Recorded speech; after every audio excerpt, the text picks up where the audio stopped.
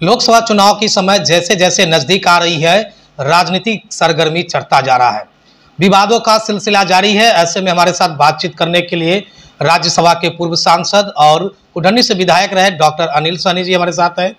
कई मुद्दों पर बात है। लोकसभा जो संसदीय कार्य प्रणाली के लिए जाना जाता है, जहां जनप्रतिनिधि जीत करके अपने क्षेत्र की मुद्दा उठाने के लिए और क्षेत्र की भलाई और विकास के कार्य के लिए जाते हैं। लेकिन आज के दौर में वहां विवाद, टिक्का टिप्पणी और ऐसे विवाद जिससे एक जाति विशेष को ठेस पहुंचता हो, ऐसे टिक्का टिप्पणी होने लगा है। हाल ही में भारतीय जनता पार्टी के एक सांसद ने एक बसपा के सांसद पर ऐसा बयान दिया, जिसके बाद माहौल गर्म है। और वहीं दूसरा तरफ बिहार में भी राजनीति गरमाई हुई है, क्योंकि अब्दुल बारी सिद्दीकी राष्ट्रीय जनता दल के प्रधान महासचिव है, राष्ट्रीय प्रधान महासचिव है। उन्होंने कहा था कि आरक्षण जो अभी फिलहाल में लागू करने की बात जो की जा रही है, उसमें बॉब कट और लिपस्टिक वाली महिलाएं इस आरक्षण में लाभ लेने लगेगी। लेकिन उनका कहने का क्या अर्थ है? क्या वो पूरी महिलाओं का संबोधन उसमें कर रहे हैं? क्या किसी राजनीतिक इशारे से किसी वर्ग को टारगेट कर रहे हैं? अनिल सहनी जी, सबसे पहले तो आप अच्छे वक्ता रहे, पार्टी के हर मुद्दे को उठाते रहे। शराबबंदी में भी आपने बोले, जबकि पार्टी से अलग लाइन पर भी जाकर के बोले। हालांकि वो तो अगर बात विचार हुई, उसमें समझौता हुआ कि नहीं हुआ तो उस बात की बात है। लेकिन लोकसभा के मंदिर में इस तरह के टीका टिप्पणी ठोस पर क्या लग रहा है? आप इसको कैसे देख रहे हैं? देखिए, जिस प्रकार के टिप्पणी और गाली गलौज, वैसे संसद का मैं नाम नहीं लेना चाहता, जिसने संसद के पवित्रता को तरोतार किया है और जिस प्रकार से असंसदीय भाषा का प्रयोग किया है, उसको हम दोहराना नहीं चाहते हैं। मगर देश के लोग देखें, हम इसको कड़ी शब्दों में निंदा करते हैं, इसके सिवा कुछ नहीं बोल सकते। नहीं, अब हाल के दिनों में लगातार वहाँ इस तरह की टीका टिप्पणी शुरू हो गई है। वही ना, टिप्पा टिप्पणी आम जनता देख रही है ना, देश की आम जनता देख रही है कि किस प्रकार से एक जीते हुए प्रतिनिधि जो अक़लियत समाज से आते हैं, जो बहुजन समाज पार्टी के सांसद हैं, उनको किस प्रकार से पड़ताटे और गाली गलौज किया गया। इस पर टीका टिप्पणी करना ही एक शर्मनाक बात है और इसके लिए पूरा देश की जनता देख रही है और आने वाले समय में इनको सबक सिखाया जाएगा। एक और मुद्दा बिहार में गर्म है। आप ही के राष्ट्रीय प्रधान महासचिव अब्दुल बारी सिद्दीकी, राजद के वरिष्ठ नेता हैं, उनके द्वारा एक मुजफ्फरपुर में अति पिछड़ा सम्मेलन के संबोधन में एक बातें कही गई थी, लिपस्टिक और बॉबकट वाली। क्या है इसका उद्देश्य, क्या है? देखिए, संदर्भ को देखिए। हमारे राष्ट्रीय प्रधान महासचिव आदरणीय अब्दुल बारी सिद्दीकी साहब जो बोले, उसका संदर्भ देखिए। कहां पर बोले ये देखिए, किस परिस्थिति में बोले ये देखिए। तो परिस्थिति था अति पिछड़ा सामाजिक जागरूकता राजद का सम्मेलन, जिसके लिए हमारे आदरणीय लालू यादव जी, जो गरीबों, शोषितों, उपेक्षितों के सोच रखने वाले नेता हैं, हमारे शरद यादव जी, हमारे मुलायम सिंह यादव जी, इसी महिला विधेयक जब 2010 में लाया गया था कांग्रेस के द्वारा, तो यही तीन नेता इस महिला आरक्षण विरोध किया था कि आप जो है सो 50% कर दीजिए, 33% को 50% कीजिए। मगर उसमें जिस वर्ग का लोग है, उसमें पिछड़ा का है तो उसको पिछड़ा को अलग कीजिए, अति पिछड़ा का है तो अति पिछड़ा को अलग कीजिए, उसमें दलित का है तो दलित के अलग कीजिए, अनुसूचित जनजाति का तो अनुसूचित जनजाति को अलग कीजिए। इस सारी बात जब उस समय उठाया था, तो यही विपक्ष के लोग उस समय कहा था कि 3 इडियट, माने इन हम लोगों को जो जननायक थे, जो हमारे बात को उठाए थे, उसे इन लोगों ने 2010 में कहा 3 इडियट के कारण महिला विधेयक पास नहीं हुआ। आज तो पास तो हो गया। मगर हमारे आदरणीय अब्दुल बारी सिद्दीकी साहब के बोलने का मकसद को समझिए। वो अति पिछड़ा के समाज के बीच में बोल रहे थे, जो कि अति पिछड़ा समाज में ना कोई बॉब कट वाली होती है, न स्नो पाउडर वाली होती है।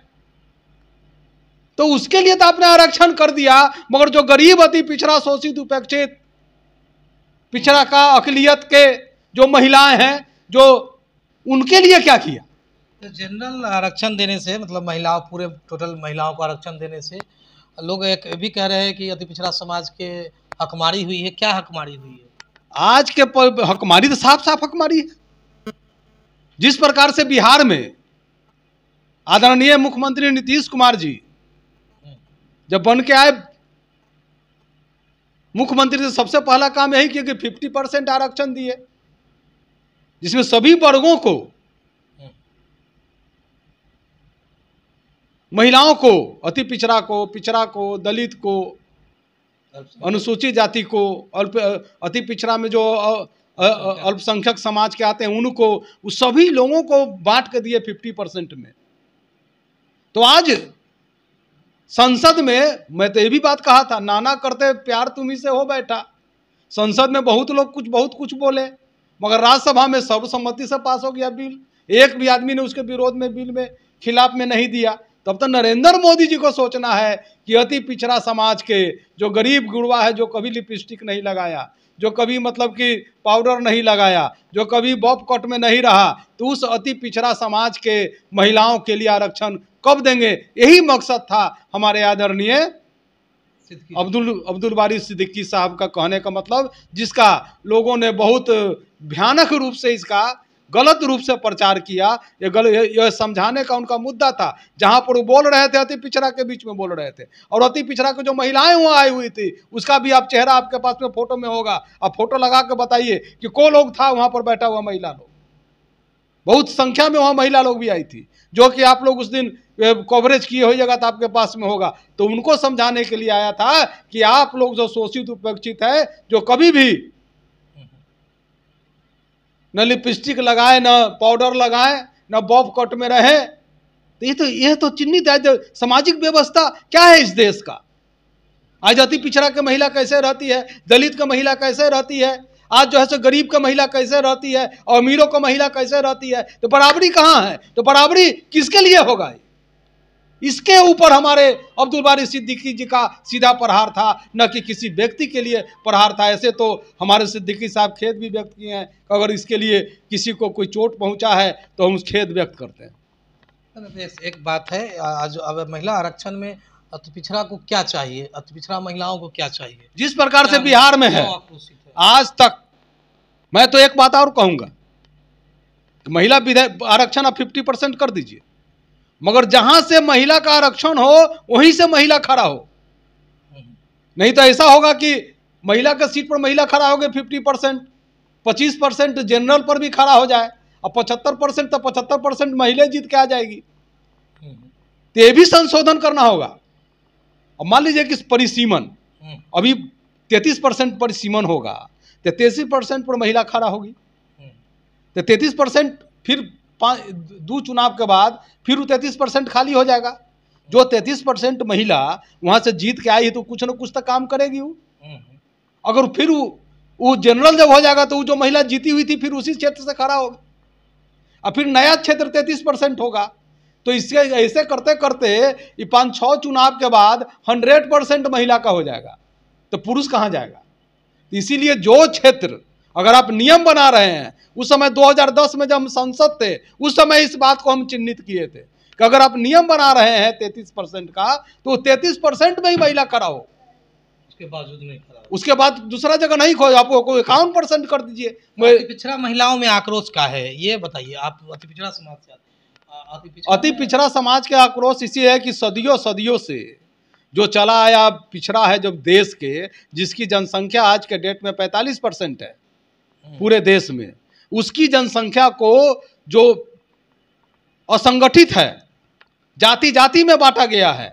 मैंने तो ये भी बात कहा कि अगर हिम्मत है सरकार के पास में तो एक काम कर दे कि कोई आरक्षण के हम लोग मांग नहीं करते हैं, सिर्फ महिला और पुरुष का ही आरक्षण रहे इस देश में। और एक काम आप कर दीजिए कि जो अंतरजातीय शादी करेगा वही मुखिया से लेकर प्रधानमंत्री तक होगा, जो अंतरजातीय शादी करेगा वही चपरासी से लेकर कलेक्टर तक होगा। है हिम्मत करने का? तो जब तक ले जाति व्यवस्था आप खत्म नहीं कीजिएगा तो आरक्षण को भी आप खत्म नहीं कर सकते हैं। तो मैं तो जातीय व्यवस्था खत्म करने कर वर्ण व्यवस्था खत्म करने के लिए कर रहे हैं। हम कह रहे हैं जमात बना दीजिए, एक पुरुष का एक महिला का, 50% महिला 50% पुरुष, और उसमें कोई आरक्षण नहीं होगा, न दलित का होगा, न पिछड़ा का, न अति पिछड़ा का होगा। तो आखिर जात के नाम पर बांट कर आप क्या करना चाहते हैं इस देश को? आप क्या मैसेज देना चाहते हैं? तो जब जाते के नाम पर है तो आप जात अति पिछड़ा को दीजिए, जो आज तक शोषित उपेक्षित है। हमारा जो पिछड़ा का सम्मेलन हुआ उसमें महिला का फोटो उठा के देखिए, किस भेष में बैठी हुई है महिला। अति पिछड़ा राजद जागरूकता सम्मेलन में किस भेष में बैठी हुई है, उसी भेष को बदलने के लिए आदरणीय लालू यादव, तेजस्वी यादव और अब्दुल बारी सिद्दीकी साहब ने मैसेज दिया है। कुछ लोगों को बुरा लगा, मगर बुरा लगने की बात नहीं है, बात है बदलाव की, मतलब बात है हक और हकूक की, बात है उसके मान और सम्मान की, बात है कि आज तक देश की आज़ादी के 75 वर्ष के बाद भी आज जिस पायदान पर अति पिछड़ा शोषित उपेक्षित अकलियत की महिला जहां खड़ा थी, आज वहीं खड़ा है। उसको बदलने की बात है, उसके बदलने की बात है। इसीलिए अति पिछड़ा समाज को जगाने के लिए सामाजिक जागरूकता सम्मेलन हम लोग जिला जिला में कर रहे हैं, और यह एक पूरे देश में इसका मैसेज जाएगा। और आने वाले दिनों में अति पिछड़ा शोषित उपेक्षित गरीब गुरबा अकलियत के महिलाओं को भी आरक्षण देना पड़ेगा। जब आप आरक्षण दे रहे हैं तो आपको आरक्षण देना होगा, नहीं तो हम लोग इसके लिए लड़ाई लड़ने के लिए तैयार हैं। हमारे साथ बातचीत कर रहे थे राज्यसभा के पूर्व सांसद है। देखा आपने किस तरह से अपनी बातों को रखा और इनके नेता के द्वारा दिए गए बयान और सब बसपा के सांसद पर किए गए लोकसभा में टिप्पणी पर आखिर किस तरह से अपनी वक्तव्य को देखते रहे खबर मुजफ्फरपुर। आगे भी इस तरह की खबरें